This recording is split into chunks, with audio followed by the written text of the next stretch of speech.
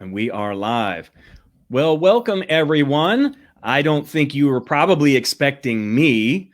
For those of you who don't know who I am, my name is John Hewlin, and I am the host of a podcast called Relationships and Revenue. And April was my guest last week on the show where we got to talk about her story. And this fantastic conference that April has been a huge part of has been there to bring encouragement and understanding about this whole idea of domestic violence and what goes into that, and how not only to get out of that situation, which is important, but to go beyond this survival mode, but to get to those next levels. And she is going to talk about that with you tonight. So she has relinquished the reins of being the interviewer, and now she is the interviewee. And she was very kind to ask me to interview her. So thank you, April, for asking me to do that. I am honored to be here and to do that with you today. So April, how are you today? I am well, and I'm nervous, and it is different to be on this side of things, Sure. but I'll do my best to kind of keep the sign language going for my deaf audience that are hopefully coming here tonight. And I just thank you, John, for the quick connection that we had and the interviews and so much support. And you've just been an awesome powerhouse for this whole month. And so I really, really appreciate it. So thank you. Well, you are more than welcome. I'm thrilled to be here and thrilled to be sharing this time with you, as well as those who choose to join us now and watch the replay later. Because the great thing about this is it's fantastic now. It will be just as good later. So if you guys love this, in fact, right now, let me encourage all of you who are watching on Facebook, share this right now where you are. Share this with other people. Get other people on. Call some folks if you need to. Say, hey, you have got to listen to my friend April talk about her story, how she got out of domestic violence. And not only did that, she took her pain and she turned it into her purpose and her platform. So that's what we're going to talk about tonight. All right. So April, we're going to jump right in. We're not going to mess around at all. So one of the things that you and I talked about was your ice cream pity party story. So let's talk about that. Okay. Ice cream pity parties. Well, this will kind of give a whole background of what was going on in the domestic violence situation that I was in. And this would have been almost 8 years of marriage. So it's Valentine's Day. And at this time, I now have 4.5 children. So I'm pregnant with number 5. I have realized everything that is crashing down around me. And we'll just say we're in that really deep scoop of the abyss. Like we're at the bottom at this point. I have no light. There's no hope. I'm stuck here. There's no money. There's a baby coming. And the schizophrenia, the drug use, and the abuse is off the charts. So on Valentine's Day, I had a little break.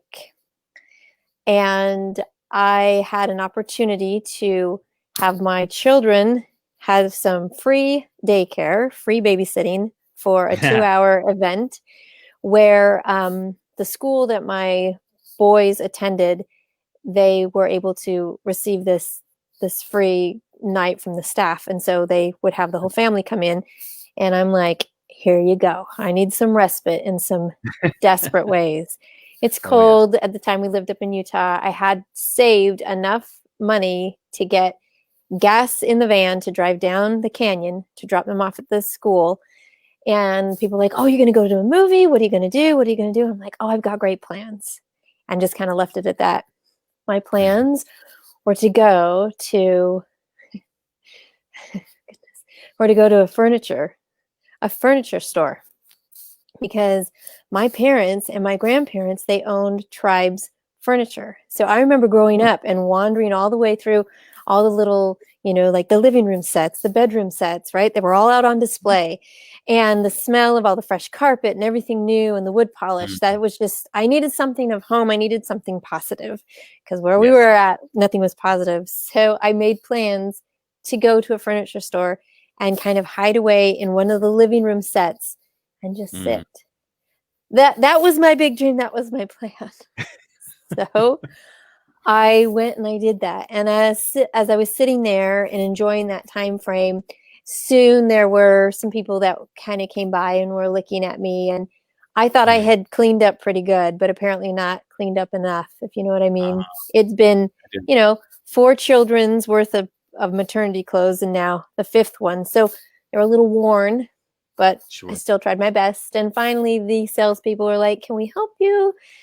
How's it going?" And I knew it was like, "Can you please leave? You've been here for a while."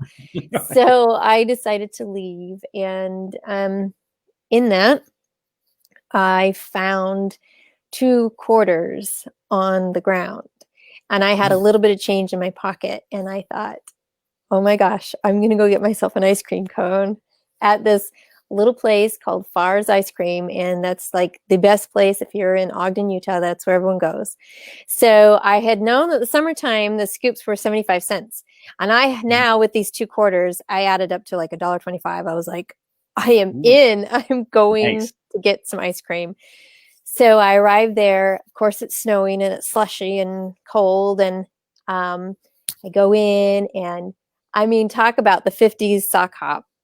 My girl's playing on the radio and, the sweethearts are all around and they've got their ice cream. It was like amazing. And the smell, the sweet sugar, everything. Go in there. I get my ice cream. I'm so excited. And I go to pay. And I've lost those 2 quarters. Oh. And the soda jerk was like, I don't know what to do. I didn't know what to do. And I was like, I'm sorry, I guess I don't have enough money. And as I went out the door, there was a couple and I was instantly judged, just instantly. And the woman was like, oh no. And the guy was like, like, yeah, let's see what's going to happen here. I felt just terrible. And that was a real baseline of like, I can't even get an ice cream for myself. Went back, picked up the children, went home. And I knew that was going to be how the plot of life was going to go from there on out. Well, it wasn't necessarily the case. And as many know, the rest of the story, yes, I was able to leave. I was able to escape. And but that piece of that was pretty deep because it was tough. It was tough to think about like there really isn't anything beyond this. This will be it. And that was probably one of those most hopeless places.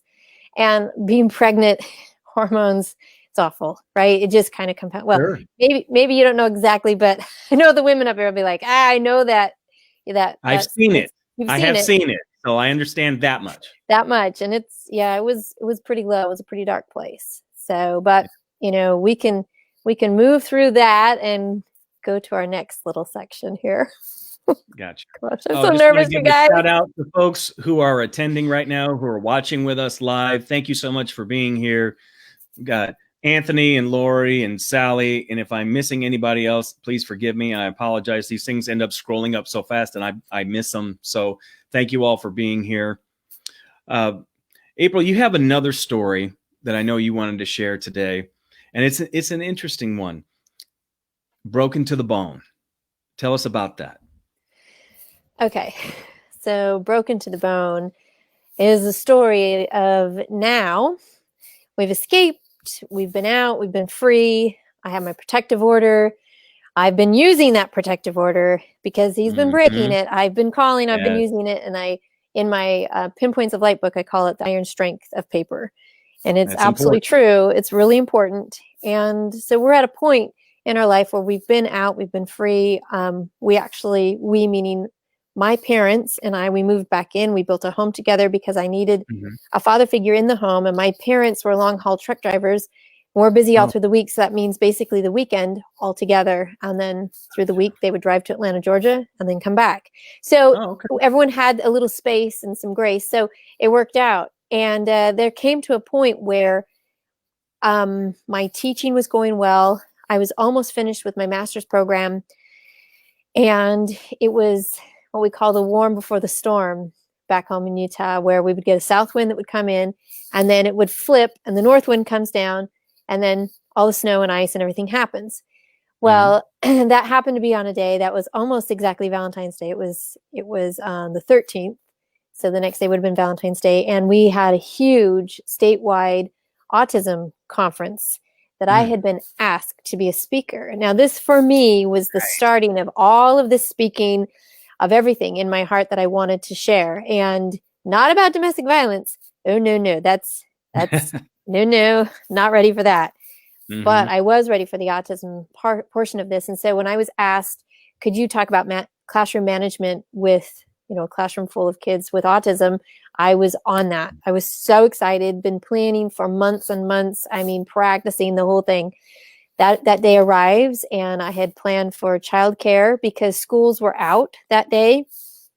And it was like a term change. And so schools were out. So my sister took up the reins of watching kids, and everything was great. Everyone had their areas, and off I went to mine and doing the presentation. Now, this is my first real experience of me being the presenter. And so phone is off. I'm like, this sucker is not going to ring. I am like, I'm going to be in the moment. I'm going to just enjoy it. And I did. It was amazing. I felt a whole new growth of confidence, and it was a strength that I really needed in so many ways. And about 3 hours into this conference, almost 4 hours into the conference, I get a woman who sees me and does a deadline bolt right towards me. And at first I'm like, she's going to somewhere. No. Oh, this is for me. Hi, can I help you? And she says, do you have your phone? And I was like, yes. And she says, please turn it on. And I was like, okay, my name's April. What's your name? Like, no introductions. It was just get to the phone. So I turned it on, and of course, ping, ping, ping, ping, ping, ping, ping, all these messages and everything. And one that says emergency. And she says, we've been trying to reach you for over an hour. And she's like, please take that call. So I take the call.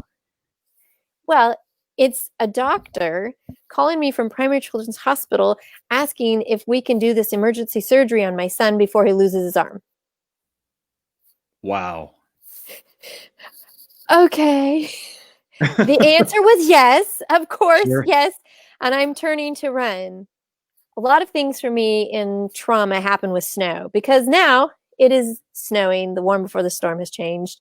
My son's arm, I have no understanding what's happened. I'm trying to listen to the messages from my sister. I'm trying to listen to the messages from the hospital. I'm trying to drive through the snow and the windshield wipers, and the panic is like, wow, this is a little bit crazy. So my mind is thinking,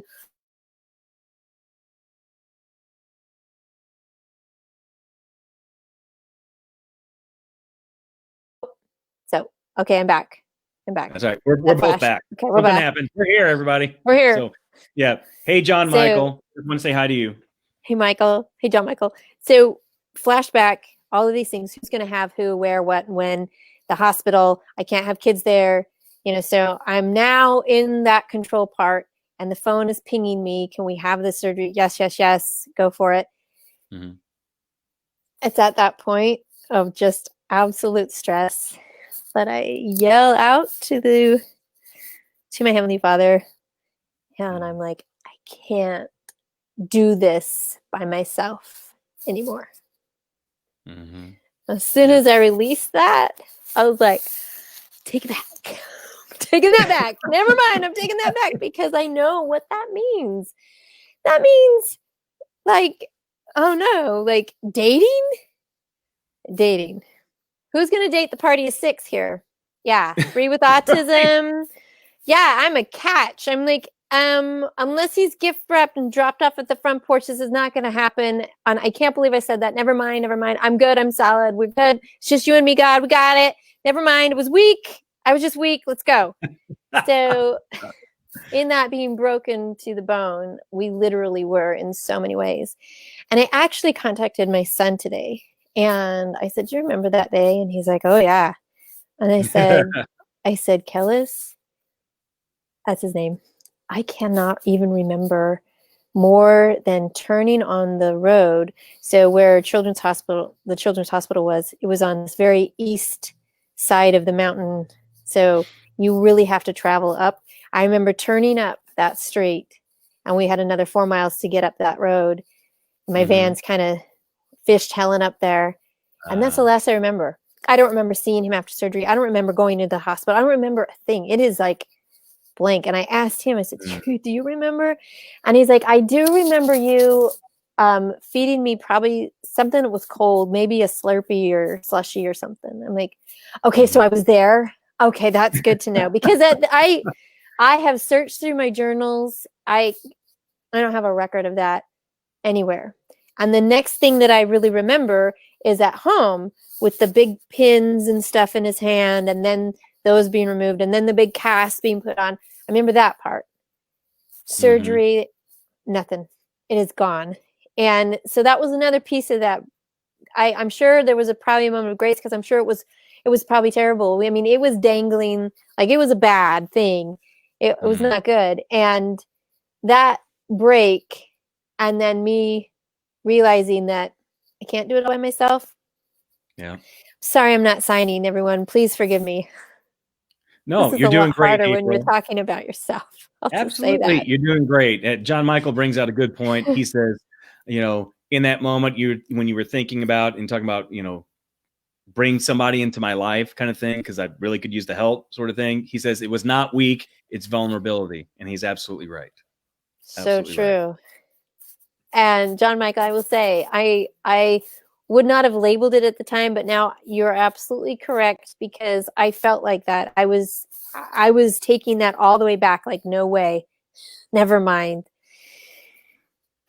But yeah, I guess there's going to be more to that story. Now, we've been going long enough. I want to let everybody know who's listening that April has something special for you guys. So here's the deal. The top 2 people who post comments are going to get a gift from April.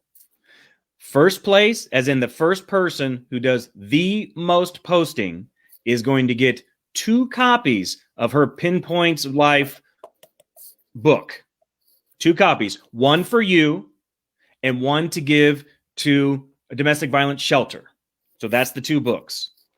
The person who does the second most posting in comments will get her second book, her newest book, which is called Out of Darkness. So hopefully this will be an encouragement to those of you who feel like, maybe I should be posting more. And whoo, look at that. More people posting. Yay. So that's awesome. And let me encourage you to do this. If you already have April's books, one of those, and you happen to win, guess what? It's an opportunity for you to bless somebody else by passing them along. So something to think about there. All right, April, back to your story. Let's talk about, now you got a whole lot of things that are encompassed with this, but let's start off with shame shadows.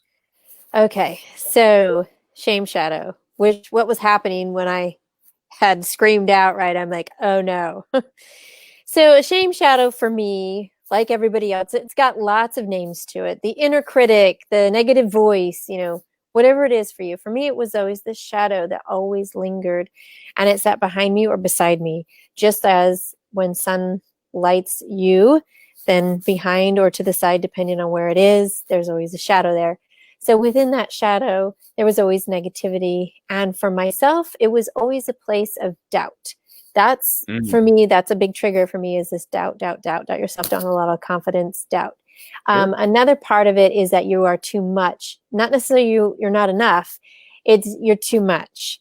You have got too much going on. You do too much. It's that part. So, so ladies and gentlemen, if you have always heard you're not enough, and just try the opposite side. Oh, you're too much. It's the same thing. You're going to be negative and pulled down anyway. So this shame shadow has been following me for a long time. We all have this opposition within our life. And the start of that was when I was 8 years old, and the choices that were made that summer when I went over and started visiting a neighbor to jump on the trampoline. And then sexual abuse happened at that point. Believe me, the sound of that voice and that negativity was continuous and unrelenting. It was just like acid rain, drip at a time until it melts you down. It was really tough to get through. But that shame shadow led me to what I would call comfort cages. And that piece of the comfort cage, yes, exactly. This comfort is not because it's comfortable. It's comfort because that's what you know. So it's what you're used to. So it can be very unhealthy, but that's what you're used to. And the pain, the lies, the things that I would tell myself kept me right in that cage. And the trick about a cage is, or the interesting part is that a shame shadow can come right through and have a seat right beside you. It's not a cell where it blocks things out. Oh, no. A lot of things can filter in and out. And in so much that you can see the good that's all out there too, and you want it and desire it, but you hold on to the bars instead and say, well, this is, I guess, what I know, so I'll stay. Because that's more scary to actually go through the door and go out there, because out there, I don't know what's happening. In here, I know the parameters. Even though it's not good, I still know what I can control and what I can't control. And that became that comfort cage. Sure. Well, from there, I started to see a little bit more outside, and that was a place that I started to desire and want. But again, fear was like, oh, no, you don't. You can't. You know, who are you? You mess up a lot of times. Are you sure? You know, all that. Again, the doubt for me was big. And so that place out there I call my learning zone. And people say a comfort zone. I'm like, oh, no, there's no zone. Honey, it's well-defined and you're stuck. You are stuck there. And the learning zone is something that's less defined. And there's places out there, because you can't see it all. It's kind of rocky, hilly, bumpy. You don't know what's going to happen next. But when you're out there, the temptation to run back to that cage is really big. But when we're there, we really can do that part of the learning. So in the learning, there's things along the way, which I call hecklers. And hecklers are those lovely, amazing people that know everything, right? They can give you advice on it all. Oh my gosh. Do you have an autistic kid? I will give you advice on it all, right? And they just keep going with that. Speaking of, you can probably hear my kids banging on the door now. Oh yeah, not only do those people do that, they tend to be people who have never experienced the thing that they're trying to tell you about. Yes, precisely, right. And they're fantastic, and that you meet them often at the grocery store, I will say, and they have a lot of advice to dispense while you're in that line. Okay. Let me tell you what they do. So in a learning zone, I was starting to learn a lot. And they were painful places. And I will say I went back to that comfort cage several times because it was tough. Yeah. And I'm like, this crap, this isn't very healthy either. So then I'd be forced back out into that learning zone. The hecklers would happen. Those things would go on. But when I kept standing up, who wants to sing the song with me? I get knocked down, but I get up again, right? We'll just have that track going back and around in our head and over and over again. Right. Yeah, getting up again. I have a tendency to have a life that you have to get up again because other people are depending on your life to get up again. So it isn't like a comforting, like easy thing. It's like, if I don't get up, we don't eat. Unloose the house and go homeless again. Experienced homeless. We're good with that. I think the one-time experience is plenty for about a month. Let's not do that again. So the opportunity in a learning zone was huge. Now, from there, even with hecklers, I found that there was still time to rest. And this rest was actually what I called a recovery road. So I actually got to journey somewhere differently. And this usually was the time that I was in a lot of prayer and meditation and thinking. And those recovery roads would allow me to reflect, rest, maybe recreate some things. Yeah, And so important. So important. yeah, very important. And I will say some of those recovery roads last a few months, and a few of them last just a few hours. And that's okay. But there always is a time to rest, which is interesting. It doesn't mean that the trial ended, but Right. there was maybe a night to rest. You knew in the morning it was going to meet you there again, but there was time to rest. It wasn't 24 hours a day for 17 straight years. There was always a few minutes to rest. And I think that in that recovery, that allowed me to, I was kind of just walking my way into the next learning zone, really. Yeah, true. That's kind of how the journey goes. It's not like it's a side detour and then you take that detour back and get back in the learning zone. The learning zone, if you think about it, is like a gigantic plain, prairie plain, mountain terrain. And you get a time where you would kind of think of it up on a bridge where things are happening around you and beneath you, but you get time to rest. And you can even sit for a spell. But eventually your feet are going to take you into the next learning zone. So that kind of encompasses this journey of healing for myself and how my mind had to visualize what all of this meant. Gotcha. Okay. Let's see. And we've had several people commenting. Just want to be sure to point that out. Some fantastic thoughts coming out there. None of them will be a surprise to you, of course. John Michael having fantastic things to say. Sally sharing some great stuff, just like she did last night. So, by the way, shout out to Sally for the stuff she shared last night. Some amazing things. She's a fantastic therapist, folks, seriously. And you have got to get her book. And so get over it, right, Sally? Yeah, get over it. Get over it, which I love. I love that title. But if you talk to her, she doesn't seem like the kind of person who would say that. So that's what makes it even better. So anyhow, so all right, I want to go back to something for just a minute. Okay, because you hit on it before, this whole idea, and you started asking God for stuff in the midst of all that. It's like, in the midst of needing this healing and to recover and to move on, I'm certain in your mind the thought came across, I am one adult with 4.5, soon to be 5 kiddos. It sure would be great to get some help. Tell us what dating is like, because I can't even imagine what that's like. First of all, with these 4.5, soon to be 5 kids, let alone meeting Scott and the kind of man that he is. So go into that for us. Okay, so to lay the timeline out, so we escaped on November 28th, 2006. My divorce was finally granted because he didn't show up to court all 3 times. In March of 2007. So that was official then. But I was given full custody on December 14th, 2006. And that was the last trial that he showed up to within the trials and such for divorce. So I was granted to me by default. Great, whatever. We're building a home, my parents and I've been living with them, and we're doing the single parent thing and all of that, doing my master's course. So we're in the single land for 2 years, basically. So baby's been born. She, all 5 of us are here. And like I said, dating with a party of 6, right? Because I'm part of that 6. Right. Absolutely. It's a great thing. Well, so I had shared with a friend what had happened in February when my son broke his arm.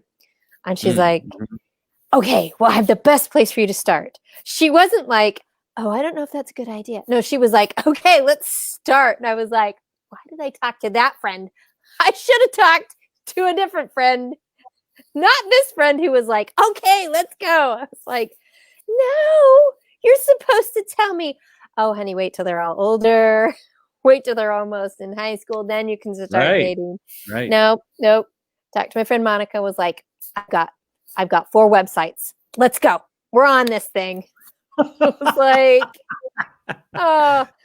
So again, the break happened in February, and July-ish, I started putting, an online profile together which was the weirdest thing. And so many of you out there, I know you have done internet dating, and oh my gosh.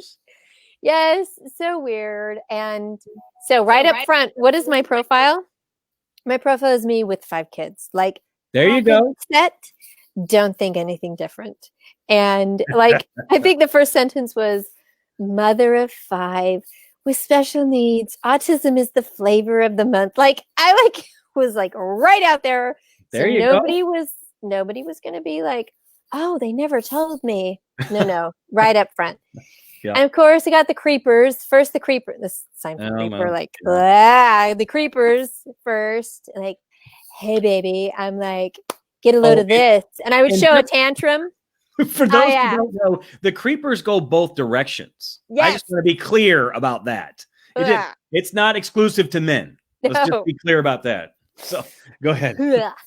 Yeah. So that was a pretty interesting experience. But there was one. His name was Scott, and I could not pronounce his last name. Are you kidding me? Who wants to give it a shot? Like Giauque.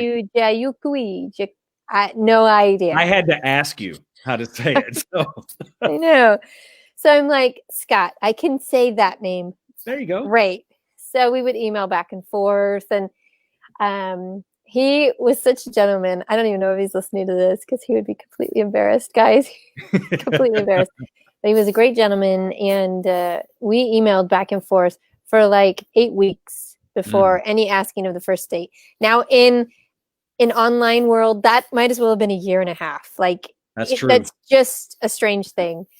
That's a long time. So it was a long time, and which was great. Now, my other friend, who I did not ask, hey, should I start dating? My other friend got wind that I was going to go on my first date.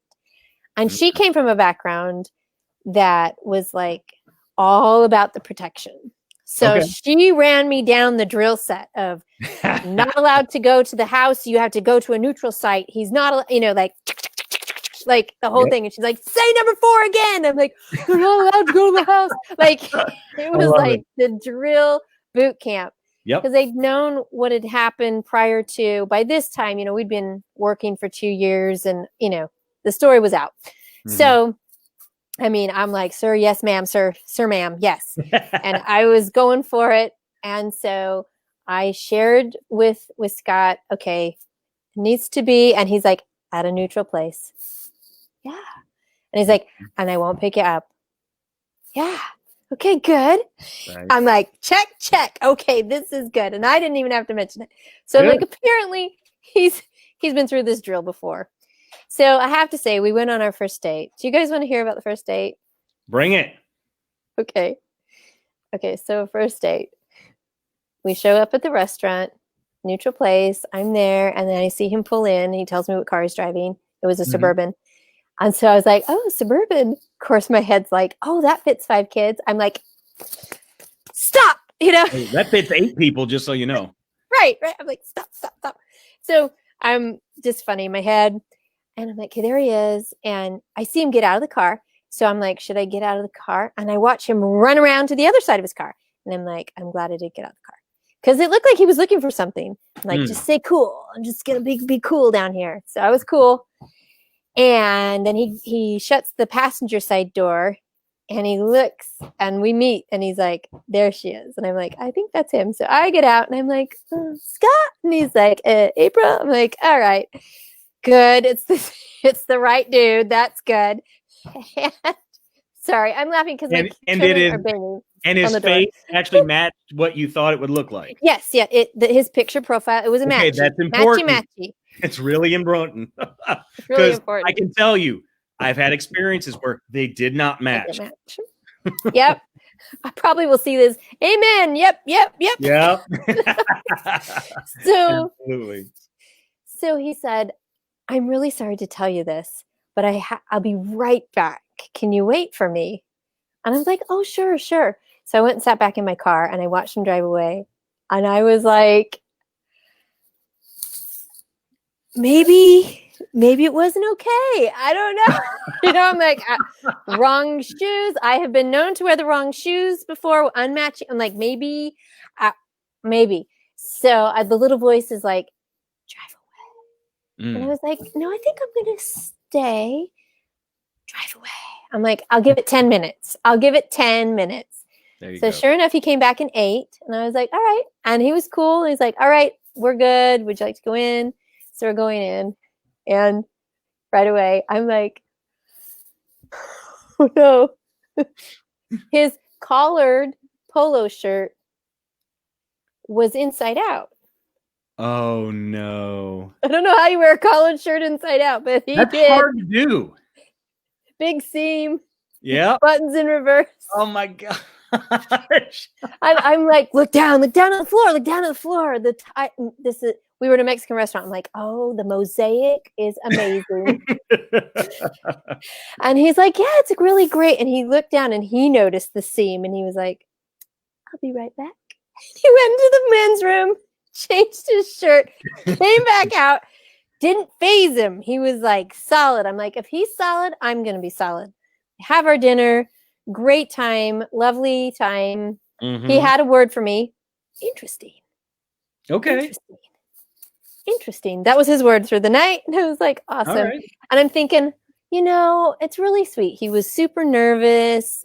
I mean, what a doll. So I'm like in my brain, like, you're so calm and collected, April. And he was a little nervous. Oh, that's sweet. That's so cute. All right, now it's time to leave. And he's like, I won't drive you home. And, I know the rules. He's like, but I would really like to ask you out again. I said, I think that's great. And so I start walking to my car and I am suddenly in a screaming panic because I can't find my keys. Oh no. Because I've locked my keys in the car. Because I'm not cool or anything. Oh. So I'm like, okay, I see it. And I'm hoping he's like driving away. And he comes back because I'm not moving. And he's like, right. Are you okay? And I'm like, I guess I locked my keys in the car. And he was like, white. He went white. He's like,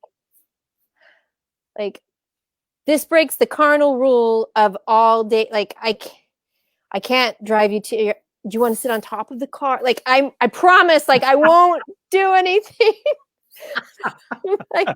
I'm like, I trust you. You could take it. He's like, I'll just drive the neighborhood and I'll stop here and you can walk to your house. Like, I won't even know where you live. I promise. I'm like, no, it's okay. So he drives me to the house, which my parents are home because it's a weekend. Oh, okay, good. And they're babysitting, right? Mm-hmm. And I go bolting into the house. My dad is like, how was the date? And I go bolting out. And he's like, later.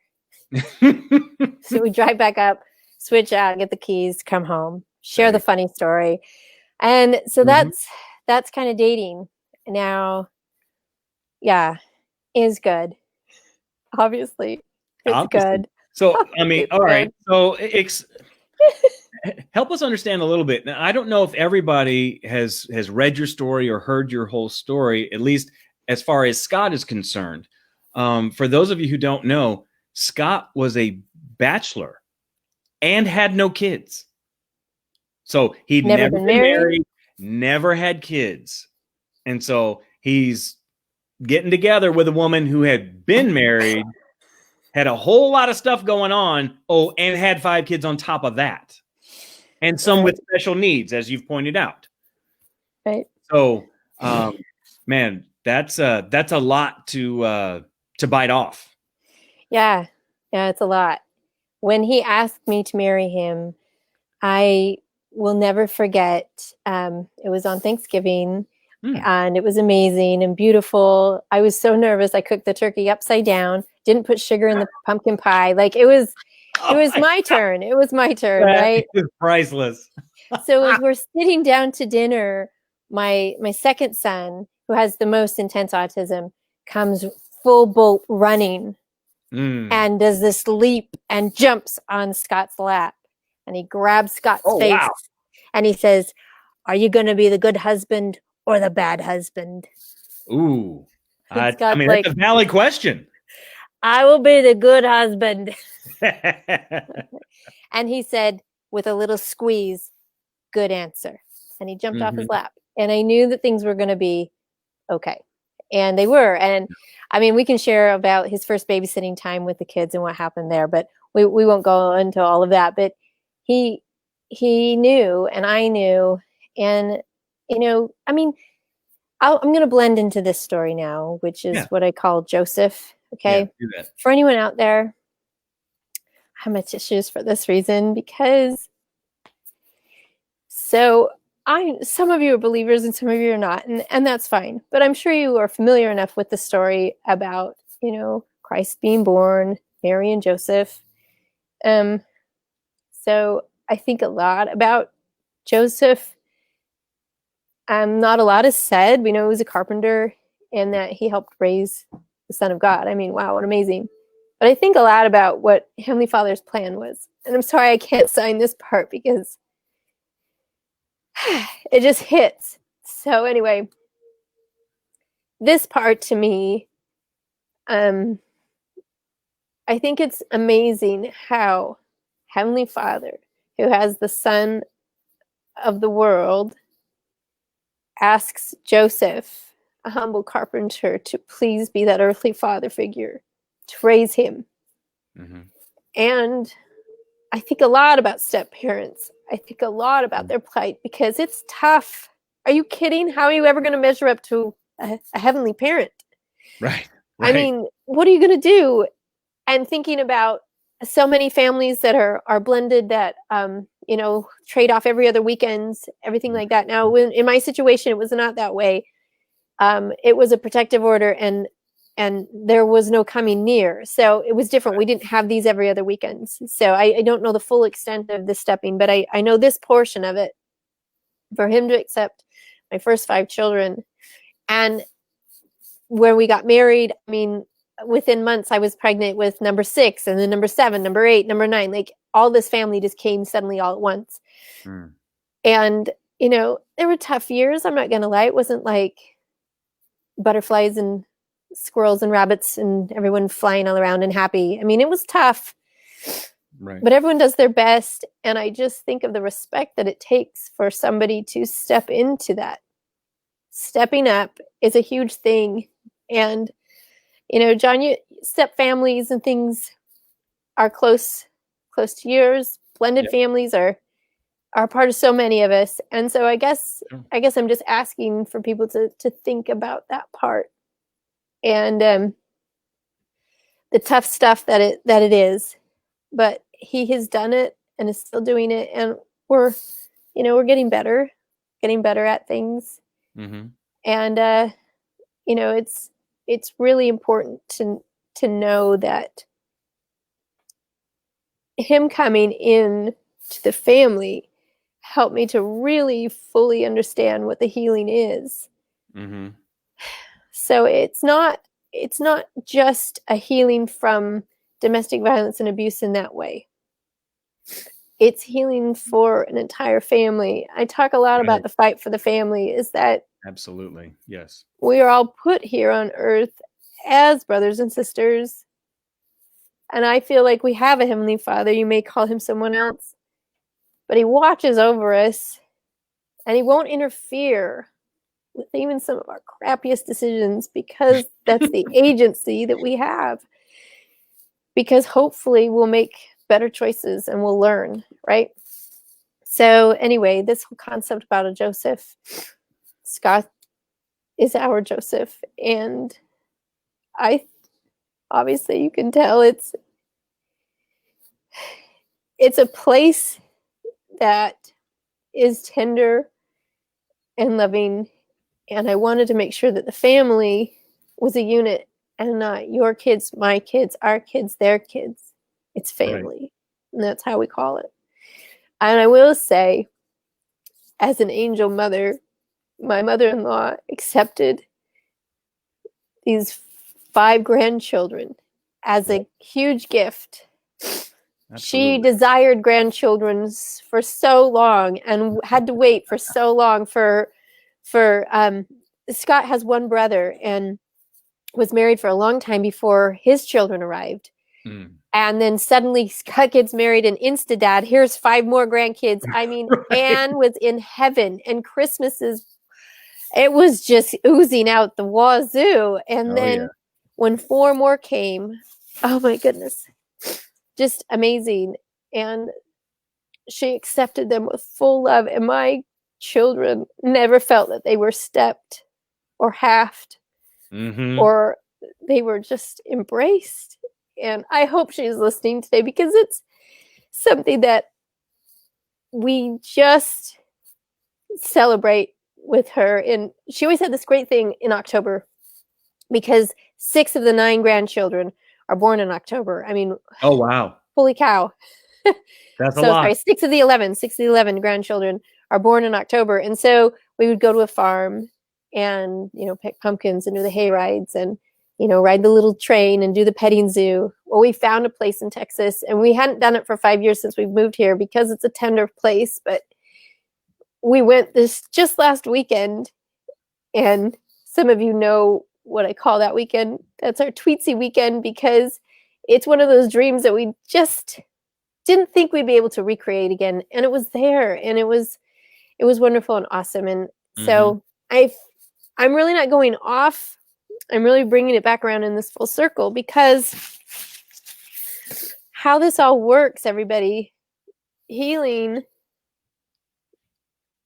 it's messy, it's sticky, very, and it's a journey. So unlike what I thought, check. I'm great with checklists. I'm really good with that. And you can schedule me up. I remember getting my first Franklin planner. I don't know if anyone knows what that is, but a Franklin planner. Amen. Loved them. Oh my goodness. Franklin Covey planners. I was all over that business. I would just create a plan just to have, look, I have something written down. I just loved all that. And I think that was my preparation prior to having kids with autism who need schedules all the time. So yeah, anyway, we'll go from there. I don't know where we're at in our list, but wow. I know where we are. So Okay, that's what's important. That's what's important. So we're getting close to our time here, so I want to be cognizant of that for us as well as for everybody else who's listening in right now. And I just want to say hey to some other folks who came in. Lori Jean, thanks for being here. Crystal, thanks for being here. Pam, again, if I've missed anybody, I apologize for that, but we certainly appreciate you all being here. Please share this with other folks, because we're still going to be on for a little bit longer. And again, let me reemphasize, top 2 people who are posting comments. Number 1 is going to get 2 copies of Pinpoints of Light, 1 for you, 1 to give away to a domestic violence shelter in your area. The number 2 person at posting comments is going to get Out of Darkness, her number 2, her second book that has very recently come out. So keep those comments coming. Love that you guys are doing that. Love that you're sharing it. Excuse me, I'm going through puberty again with my voice. So, all right. So this whole idea of the hearing silence. Did you already touch on that? Because you didn't. I don't think. Not really. Yeah, and you look a little hesitant to talk about it. A little bit. But I think it's important for people to hear this part too. Okay. So, hearing silence. What this is all about is, okay, this is a huge part of this healing journey, which, again, Heavenly Father, He knows how I learn. And I learn, I'm the monkey see, monkey do. So I've been a gymnast my whole life and cheerleading. And so I watch and observe, and then I mimic and do, right? That's how I learn. Very kinesthetic learning, very hands-on. That's how I understand, and that's how I get it. So writing is very much that way. I see, I think, and then I actually have to physically put it down. Then I can read it. Then I can stand. Then I can act it out. Then I can reread it again. All those things. So in having more children, number 6 that was born, I had flu when I was pregnant with number 6. In week 19, which is the week that hearing's all being developed. It was H1N1 in 2008. So let me just talk about a pandemic, ladies and gentlemen. Wow.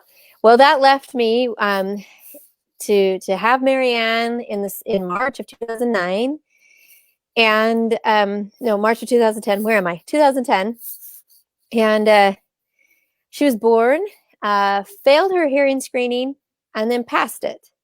So she had a fail pass, which most likely is there's probably amniotic fluid still in the ear, because how they test infants, they put the little plugs in there, and they're watching for what they call an echo, basically the wave to come back, meaning it bounced off the eardrum and came back, meaning that the functionality of the ear is most likely working so they pass the hearing. Because no infant's going to be like, right side, left, Right. left side, right side. Now they're not doing that, right? They're looking for that piece. So she failed and then passed. So I was like, okay, great. Long story short, she's deaf. Found that out doing a bunch of dishes. You can hear my sons. They're banging on the door. Oh my gosh, I'm so embarrassed. We're doing dishes. The whole bottom tray of the dishwasher fell out, crashed, and she was sitting in her little baby car seat. No flinch, blink, nothing. And I was like, what? So, of course, behind the head, pot and pan banging, no startle reflex, nothing. I'm like, wow. Yeah. And a lot more testing and confirmed she's deaf. So right away, I'm like, okay, I guess we'll be learning ASL. And so in learning sign language, which I can't get into that story, there's not enough time, but in learning the sign language, all of a sudden it was forced into doing something completely different in the sense that I had to communicate by learning a new language from scratch. Here's my experience with sign language. Anyone else watch Sesame Street as a little kid? Yeah. My generation. Linda, who was deaf. Linda, who signed on Sesame Street every once in a while. That's my experience with anyone who's deaf watching Sesame Street or watching Linda sign. That's it. Okay. I kind of knew the ABCs, nothing else.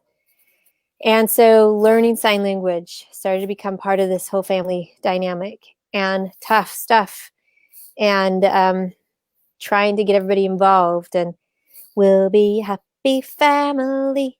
I love signing, so do you. Yeah, no, not a lot of people did. And it was tough. Right. I'll stop singing right there. Like, it was tough. And I had a little bit of a PSTD moment because of my first 3 boys with autism. Communication was the key, especially for my second son. I have scars still on my arms from the biting that would happen because I was guessing wrong. Do you want a bottle? Did you want the blanket? Like, head banging, screaming, biting, self-injurious behavior. Yeah. And so when they said she was deaf, I was like, oh, we will communicate. Oh, and we will start now. And I'm like, her hands are not broken. Don't talk to me about cochlear implants. Don't talk to me about hearing aids. Because what if the battery goes dead? What if something happens? These work. If she wants to choose those things later, whatever, her choice. But these will work. And I need to give her language because I need to know how to communicate with my baby. Absolutely. And that was the whole focus and operation right there. Now, in learning how to do all of that, with everything else still happening and going on in life, it's not that you get the pause button. Remember our recovery roads and our learning zone? Well, this learning zone was a big, long one. And my recovery roads were maybe 15, 20 minutes. And then get back in the game, girl.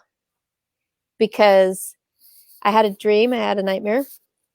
And in this nightmare, it was basically, she came in, sat on my bed, was signing to me, telling me about this whole story about the man she's dating, and she wants to marry him. I can understand everything. It's so fluid. But by the end of the dream, I could not understand a thing. And I kept asking, what? What are you saying? What are you saying? And she was so frustrated with me. She stood up and she just said, finished, which means never mind. And she slammed the door. I woke up in a cold sweat. Yeah. Panicked. And I'm like, I will learn. I will do whatever it takes. And it took me a long time, 7 years, 8 years, 9 years. She's now 10. And I'm kind of getting it. Like, kind of slow learner. I knew I needed to be immersed in more signing. Now, when number 7 was born, he's born hearing. Okay, great. Well, he's learning sign language because, he's picking up both. And yeah, learning zones. Number 8's born deaf. I have flu again, H1N1 flu again, 2012. Oh my God. Second pandemic. During week 19 when hearing's being developed. Really? Born deaf. She passed her hearing screening.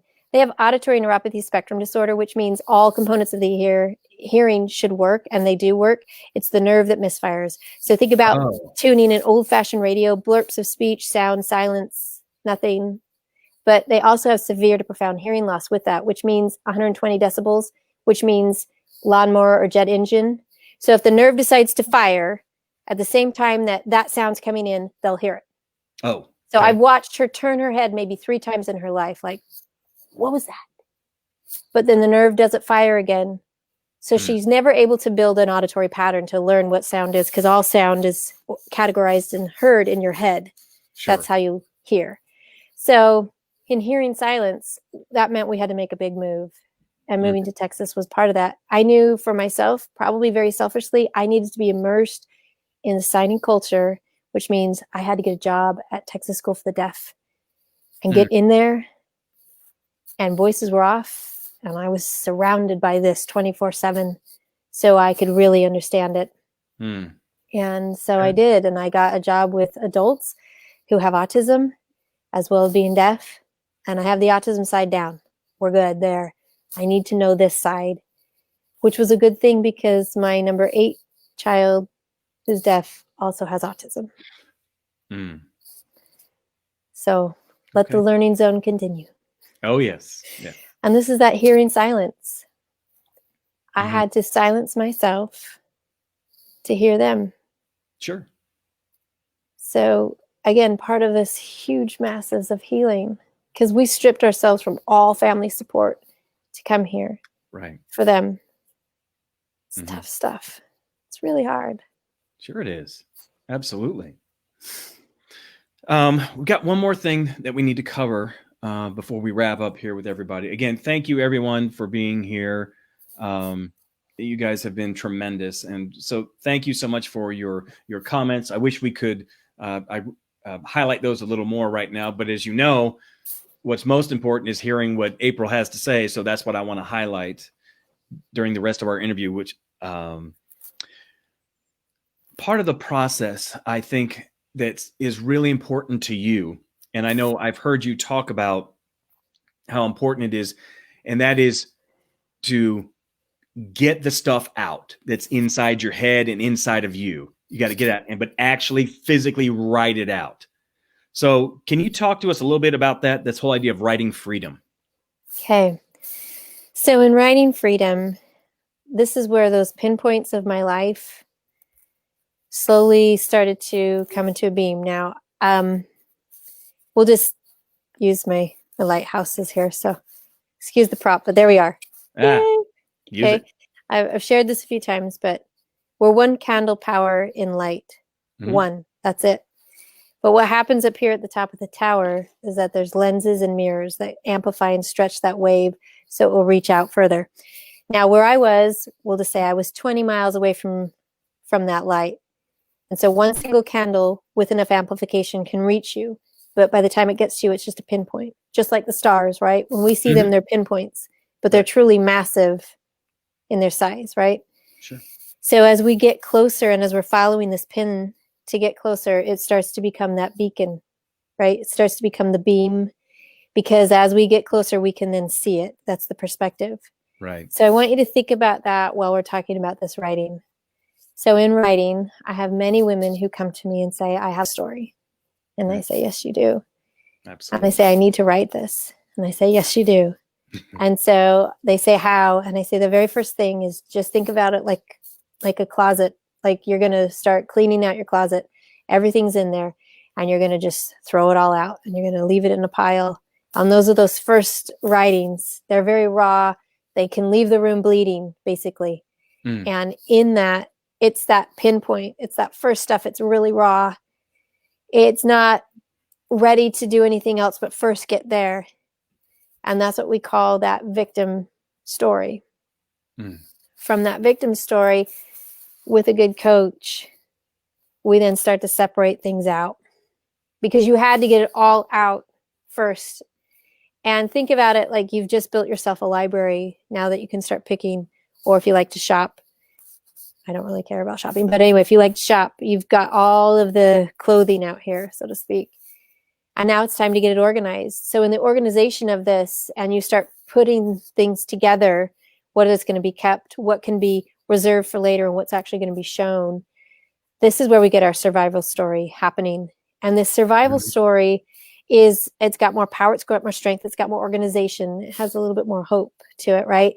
It's kind of those punching gloves on, where the other one was just everything. This one we've selected from it, and now we're going to build our outfits. Okay, go with me, John. We're going to build our outfit. I'm with you. Hey, I'm good with that. Bring it. And in that part of the survivor, now we're going to become a writer who thrives. So again, we're picking up the pen again, or going back to the computer again. So this is our third round. And now we're actually building outfits, building things that match, coordinate. Maybe you have spring, summer, fall, winter, something to that realm where you're actually going to construct something. This is where we've got now chapters. We've got actual threads of story running through things. This is the thriver part because it's got hope. It's got connection. It's got meaning. It's got the pain and it's got the punch of the survivor, but now it's got the hope of the thriver. There you go. And from there, finally, the clothing that we actually get to wear, that part, that's the part which is our victory. And in victory, that means that you can truly forgive. And it's okay if you're not in a victory place when you're writing. Believe me, many books are published well before they get to a victory stage, and that's okay. But I will say a lot of people want to publish in their victim stage, which is not okay. You can publish if you want to publish in a survivor stage. The thriver stage probably works the best. It's probably the most comfortable that a lot of us probably read is that book. But in the writing process, going through all of that, it allows for the story to really thread through. Well, now we've got children coming in. What's the matter? For you. Oh, Molly the dog just threw up. Oh, sorry to hear that. Okay, I'll clean it up in a minute, okay? Okay. Had to satisfy. Absolutely. That's number 8. That's Rosie. Yep. So anyway, that's this piece of the writing. And when we have that writing, it creates that piece of healing because it's not just banging around in our heads anymore. It's actually there. We can see it. We can read it. And there's times where you're going to scratch out a whole bunch of stuff and that's okay. And there's time where you're going to add a whole bunch of stuff and that's okay. And that's the fluidity and the joy of this whole process. Sure. It's still hard, but it's beautiful. And now as we encourage women to get the stories out, and I have to say now with men, oh yeah, there's just something about that when it is your story and you have it there is victory. And it's again in those learning zones. And I've seen many a writer run back to their comfort cage a lot. I got a whole key ring. I'm right there unlocking that cage saying, come back out here. Come back out here and try again. And listen to the voices that are not hecklers. Listen to us. There's a group. There's people. Find your people. And it is that healing time. Lori and I went through a section of this together, and it was fantastic. And Cecile and I, we went through some things that were amazing. And I'll never forget Cecile's book, a reading about her father, just touched me right to my core. And so in writing, in doing these things, it allows for that beam, that pinpoint to become the beam, to become the beacon. And soon you find yourself at the top of a lighthouse shining out for others. And as we amplify one another, that's how we know what the story is. We're built to do that, to serve one another. If we turn it all in, no one ever sees it. Oh, absolutely. And so, April, one of the things that I like to say often is that our pain is never for us. Our pain is always for the people that we get to help because of what we went through. And in fact, I'm going to go so far as to say that times if we don't do that, if we hang on to that pain and we just kind of wallow in it, we're actually denying someone else the blessing of being able to work through their stuff to get to the healing, to get to the victory that we've been talking about. So I guess my encouragement to everyone is to redeem your pain, because that's what we're designed to do. We're here to help one another. But one other thing that comes to mind, you mentioned a word that was really key earlier, and I want to hit on it for just a second. It's called hope. And you mentioned this before, and so I realize not everybody who's listening now or will later is a person of faith. I happen to be, and so going from that perspective, if you look in the scriptures, you will see a word that appears not real often, but it does happen. It's a short little word. It's 3 letters long. It's called but. Anytime you see that word but in scripture, what follows it is the hope. Usually what comes before it is the tragedy side, but, and then there's hope. So just remember that in order to get to the hope, you got a big but to work through. So just keep that in mind. So absolutely, redeem, hashtag that, tweet that out, redeem your pain. Absolutely. Right. Make your pain your purpose, and that in turn becomes your platform. For some of us, it is books. For some of us, it's podcasts, it's speaking, it's other things. It might not even be anything big. It could be just with your family, with your small tribe. And that's enough. That is totally enough. That's right. It is. So, April, is there anything else that you want to share with the folks out there tonight before we wrap things up? What I want to share is that remember that if you're taking care of yourself, you can go out there and be those amplifiers for anyone that you come into. If you're focused inward, just look outward for a minute and just see who you can reach out to and help. I love so many people that are up on this thing that I can see here, and it's really touching. Many know different stories about my life, and I'm so appreciative, especially of this fall, of everything that's been going on, and I'm just so grateful for the support, everyone, because it's your help, it's your amazing opportunities to want to serve other people and to help other people, and I just have to say thank you from the bottom of my heart with everything with Pinpoints Across America. Thank you for taking the time and going and bringing the story of hope to people in shelters. Thank you for listening to, kind of an interesting night, probably some fun, I hope, that you can kind of feel that as well. And we're just on our own little learning zone in our recovery roads, just trying to get through things of the day, but bringing that light. You know it when you see it, so amplify it. Don't be afraid. Don't be ashamed of it.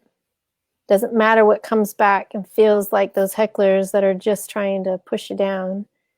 They're always going to be there, just like old Shamey who sits over there. Mm-hmm. You can't do enough, blah, blah, blah. That's right. Just tune it down, because when you're facing the light, the shadow's always behind you. You have a choice to turn around and look at that darkness, or you have a choice to look in front of you and look at that light. You have a choice to throw that mirror and lens in front of that light and stretch it out a little bit further. And as we network together, we're in this together, we'll really help each other heal. That's right. Reminder to everyone, we will tally up the comments, and whoever got first place will get the 2 books, the Pinpoints of Light, one for yourself, one to give to a domestic violence shelter, and the number 2 poster of comments is going to get Out of Darkness, and April will be getting in contact with you to let you know who won. Yes. And Sally, I can't think of a better way of wrapping up than what you said, so I'm going to post it up there for all of us to see. We've not been given the spirit of fear, but of love, power, and a sound mind. Absolutely. That is fantastic. So thank you very much for sharing that with us.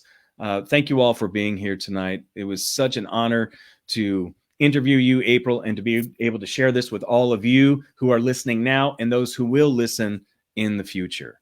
So thanks very much for being with us, everybody, and you all have a great night. See you, everyone. Bye, everybody.